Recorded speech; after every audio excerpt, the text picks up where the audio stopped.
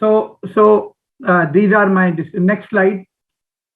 So I am presenting one case and Dr. Amit sir will be presenting two cases. So the main gist is I am discussing one of those cases which I feel is one of those cases where you should always be careful about the drug you use. I'm very thankful to Dr. Sham sir because again, the first thing I like to tell you as a take home message is all the three drugs are different.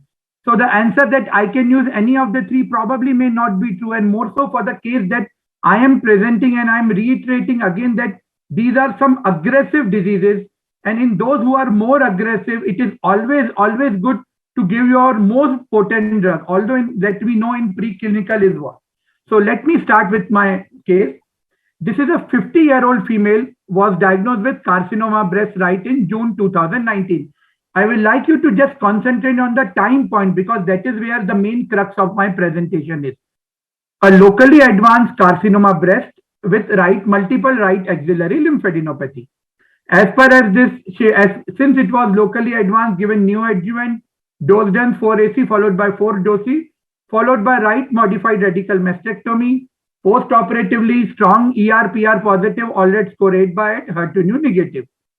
She completed local radiotherapy in January 2020. Now we checked her FSH, it was postmenopausal. She was started on letrozole. Now July 2020, interim evaluation, although not required, it was normal. January 2021, so 1 year after the start of adjuvant hormonal therapy, she presented with fatigue, exertional breathlessness, and upper back pain. Now we did a PET scan which suggested multiple mediastinal lymph nodes. So we had right upper paratracheal, aortopulmonary, subcariner, and bilateral hilar lymph node. Initially suspected TB, but to clear our doubt, we did an endobronchial ultrasound guided biopsy. To our surprise, it turned out that it was a recurrence. So 1 year post the start of adjuvant hormonal therapy letrozole, we had a recurrence. We did rechecked our ER/PR early recurrence. It was positive 80%. HER2/neu was negative. Ki-67 was 20%. Now, if you look into the guidelines and if you look into the ABC4 guidelines, these are the patients who are having a primary endocrine resistance. That is the main thing. Early relapser within 2 years of the start of adjuvant hormonal therapy, primary endocrine resistance. So attendance and the patient explained about the risk of the disease, guarded prognosis, again a palliative intent of treatment. Before we started our treatment, we did our lab parameters. So a complete blood count, creatinine, LFT, normal. Next slide. You can see the picture. You can see I have put an arrow. These are mediastinal lymph nodes and they were positive. Next slide. You can see again the nodes. Next slide. Now, when we talk about hormone receptor positive HER2/neu metastatic breast cancer patient, what we have realized that the relapses or the recurrence or these diseases are not the same. So there are few factors which tells us indirectly that this is an aggressive subset of disease. The most important are what we have enlisted is 5 that we'll be discussing. For me, the more important is early relapse patient. So early relapse on adjuvant hormonal or early relapse on first line single agent, probably these are the most aggressive subsets. The other subsets are liver mets, visceral mets, high tumor grade, so grade 3, negative PR status, and I think I'll add one more, a younger or a premenopausal patient. Next slide.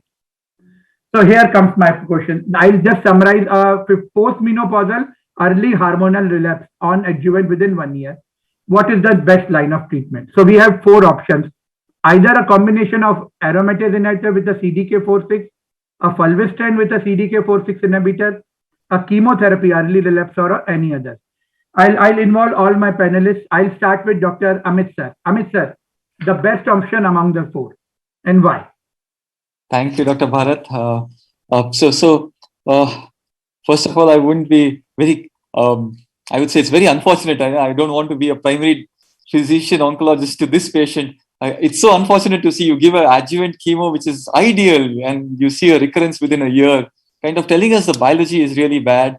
I think it's definitely going to be a combination of fulvestrant with CDK4/6 inhibitors with patients who have relapsed on a AI. I think definitely giving them a CDK4/6 inhibitor makes sense, and putting them on fulvestrant is the way further. Wonderful. Chandrakant, anything to add on what sir said? Yes, sir. Thanks for the question, sir. Well, I would agree with Amit, sir, that we must use fulvestrant in combination with the CDK4/6 inhibitor.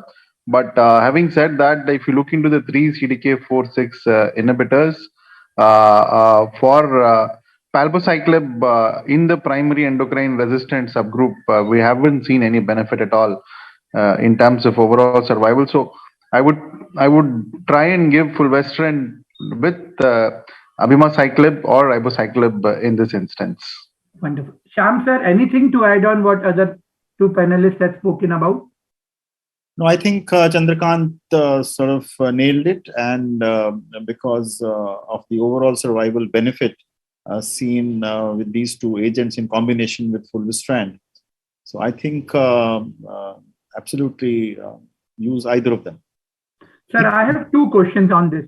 Sir, do you think of chemotherapy in any instance? Because theoretically we say visceral crisis, you can think of it, but in a clinical practice, do you really think nowadays with such a good data available with a combination of CD4, any role of chemotherapy in the first line, sir? You're asking me? Yes, sir. Please, sir. So, the visceral crisis is something which has really become a very loose kind of a thing, unless we have a clear definition on visceral crisis. And I think so many international speakers have been deliberating on this issue of defining visceral crisis. For example, your liver function tests are getting deranged. Somebody is in respiratory distress because of pulmonary nodules. So, if you go a little beyond that, will these patients, for example, if somebody's bilirubin starts climbing, and given the response rates and the speed of response with the CDK4/6, are they in any case inferior to chemotherapy? So the question, of course, at the moment, the guidelines do say that in patients with visceral crisis, consider chemo. But then the line between chemo and the CDK4/6 combination is getting quite tight. And if you have a patient, for example, I have a patient right now, for example, with a platelet count of 20,000 with extensive metastasis. Similarly, if somebody has a bilirubin of 3, 4, 5, or somebody is in real respiratory distress, are these patients even fit for chemotherapy? That's a question I ask in my day-to-day practice to me before I initiate chemo. Wonderful. So probably less role of chemotherapy, I believe, for majority of the things. Probably CDK4/6 along with any of the partner is a way to go. Amit sir, a basic, this not of this case, which is the ideal partner in a first line according to you with a CDK4/6 inhibitor? Should I use, in this case, yes, fulvestrant because the patient was on AI. But in a de novo metastatic patient, sir, according to you, should it be AI with a CDK4/6 or a fulvestrant with a CDK4/6? So there was always that debate that fulvestrant would be better than AI. At least that was the thought initially. But the good thing is we have the Parsifal data, and we saw the data last year. Parsifal was a first-line study comparing fulvestrant palbociclib versus letrozole palbociclib, and we clearly saw there's absolutely no difference in the PFS between both the arms. So clearly, to me, I think first-line it has to be aromatase inhibitor with CDK4/6. I don't think I would be comfortable with the toxicity of using an IM injection continuously in first-line setting where we know treatment will go on sometimes for years. Chandrakant, anything to add on? Absolutely correct what sir said. Also, I agree. The golden rule of thumb is AI with CDK4 and then reserve fulvestrant with or without alpelisib in the subsequent line. So we have the data in the Mona Lisa 7 where they've used fulvestrant plus ribociclib in the premenopausal setting, and they have shown almost comparable results whether you combine fulvestrant or AI in the setting too. Good, excellent. Next slide. Now that has been partly answered by Chandrakant sir, but Amit sir, you have to take a question. A very clear scenario, a primary endocrine resistance. Again, the answer that all three are same may not hold true. At least in this scenario, there is definite data which says probably different for all CDK4/6. So my question goes again to Amit sir. Considering this case scenario, early relapse within 2 years of start of adjuvant hormonal, which CDK inhibitor would you prefer and why? Sir, exact. That is $1 million question for. No, I think Chandrakant clearly said it, and the data of survival benefit is clearly there for abemaciclib now. So we have seen the Paloma 3 data sets, and what we saw was the primary resistant population didn't show benefit. It's only the primary hormone sensitive showed the benefit. So I think this space is quite emphatic the way you are telling it. This is one place where abemaciclib really has shown clear overall survival benefits. So I think it would be abema mostly in this situation. Shyam sir, you have to add on something what sir said, Amit sir. Sir, you are mute. Sir, you are mute. I can only add on some data which is being generated on ribociclib in terms of intrinsic subtypes of breast cancer, HR positive, and the relative efficacy of ribociclib. So that I think is perhaps the way to go in the molecular era, because if somebody is luminal A, so they get the maximum benefit in the HR positive subgroup with the CDK4/6, followed by luminal B, and then followed by HER2 new enriched. So I understand there's data for PR and so many other things with abemaciclib as well. But if you really, there's not going to be at any time a head-to-head trial between these two. So I don't think so. So I think either of the drugs is suitable to my mind. Sir, a basic question now. Probably in the practice, you have some indirect surrogate marker of high aggressive nature, like a PR negativity, a very high Ki67, a high grade of a tumor, or maybe younger age. So are these factors really help us in deciding or choosing any of our drugs, or in all choosing a CDK4/6 also in your practice? Amit sir, you can start again. So I kind of think I wouldn't put. So we have seen the data sets. We have seen the data coming up from Monarch, which is telling us that if you have a PR negative status, or if you have a high grade tumor, or if you have visceral disease, the hazards are clearly better than, sometimes even more than, the hazards which you saw in the trial group per se in the overall population. But I wouldn't say that we can do cross trial comparisons. We can't do that. So I kind of think if it is ERPR positive, even if it is low positive, I would say any CDK4/6 with hormonal therapy is the way forward. But any patient, when you put them on when there's this ER weak positive, you need to watch them very carefully, because you are worried whether they're going to be responsive or not. So as long as you're watching them carefully, I don't think I could say I would choose between the CDK4/6. That's where then we would kind of rely more on toxicity criteria, looking at our patient profiles, and then choose the therapy. Wonderful. Chandrakant, $1 million goal for a piece of dinner. I can say on a Monday morning, we have a patient of hormone receptor positive, HER2 negative, metastatic breast cancer. How do you decide which drug to choose? This is not primary endocrine resistant. I am giving you an option in which stage. It is a de novo first situation, secondary endocrine resistant one situation, and then a primary endocrine. How do you decide among the three, and what makes you decide that to use one drug over the other? Sir, endocrine partner, I think we have discussed. Now let's come to the CDK4/6 inhibitor. So, if you look into the premenopausal subgroup, we have a separate trial for ribo addressing it.